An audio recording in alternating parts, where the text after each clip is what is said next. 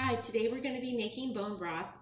In this pot here, I have the bones from and skin and connective tissues from 4 necks and backs. We sell necks and backs in the grocery store. No, in our farm store. And they're from our pasture-raised chickens.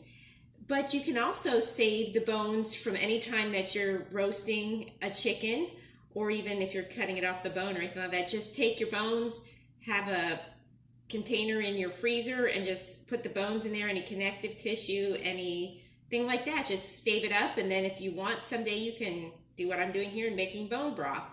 Today I'm going to be making it, my preferred method of doing it is on the stovetop, but a lot of people like to do it in a crock pot. That's another great method to do it.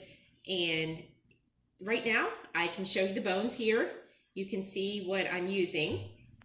So in this pot is the skin, connective tissues, bones from 4 necks and backs. That's what I said earlier. So to this we're going to add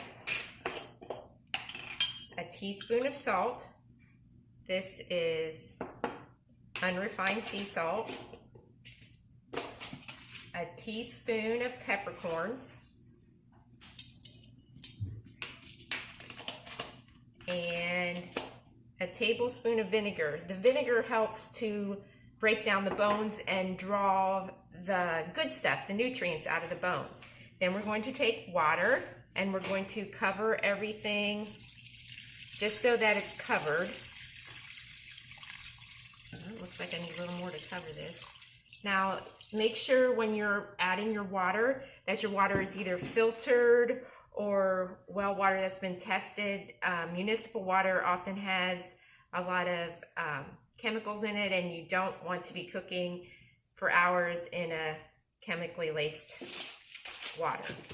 And then lots of people like gelatinous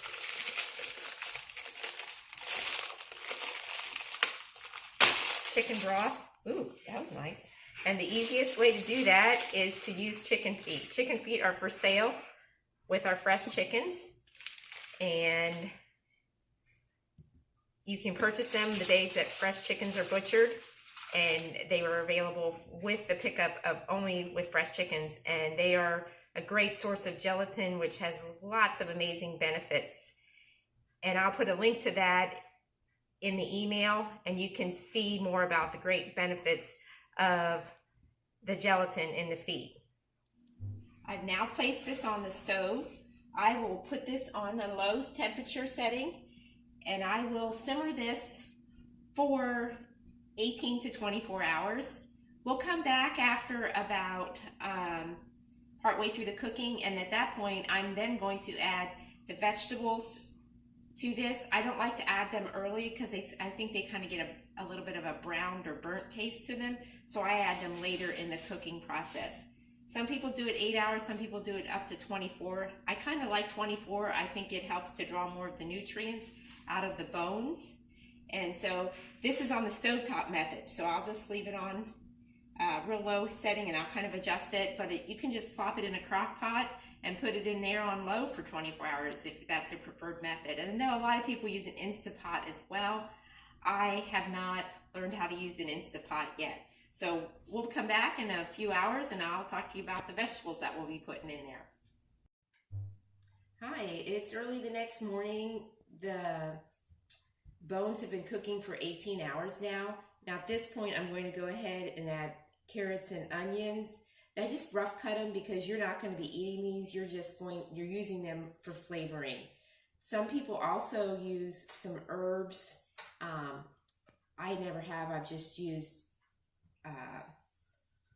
carrots and onions, and I have used a bay leaf, but I think other people use spices, and that's good. I just don't like to put them in for hours because I think it gives them kind of a browned, burnt taste. I think it's just better to do it the last few hours of the process. So you can see here what it looks like after it's been cooking for 18 hours now.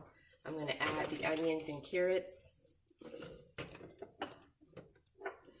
and I'm going to let it cook for probably another 4 hours or so, and then I'll be back and I'll show you what I do after that. This is now after 24 hours. the bones and the connective tissue and the skin, as well as the vegetables that we put in about 6 hours ago, have now all cooked, and I'm going to strain it, and I'll show you how I do that. So I take a colander, it's got holes in it, and I take it and I place it inside another kettle, and it's a little splashy, gotta watch out for the splashes.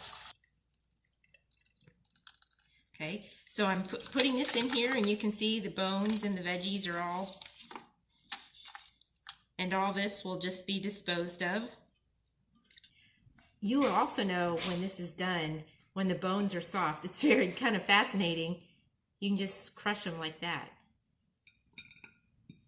That's how soft they are, and you know that all the, let's take a fork and you can crush them.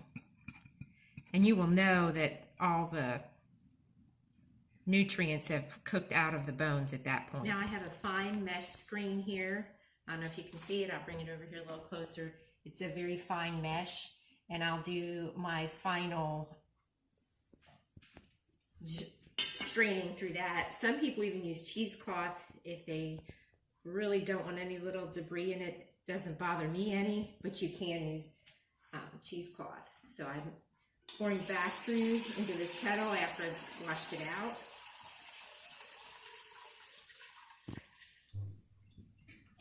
So this is what we've strained out. You can see it here, what we've strained out. And we're left with this beautiful golden bone broth.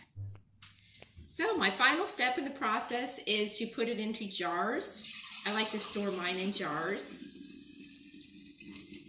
So,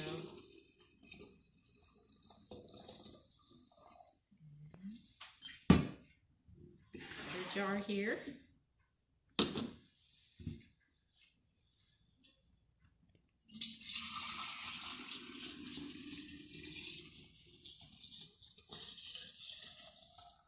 Like it'll just fit. There, got 2 jars of bone broth full of all kinds of vitamins, nutrients, collagen, lots of good things. And I hope you enjoyed this little video on how to make bone broth. And I'll try and get back to you and do one on beef broth in the near future. Thanks for watching.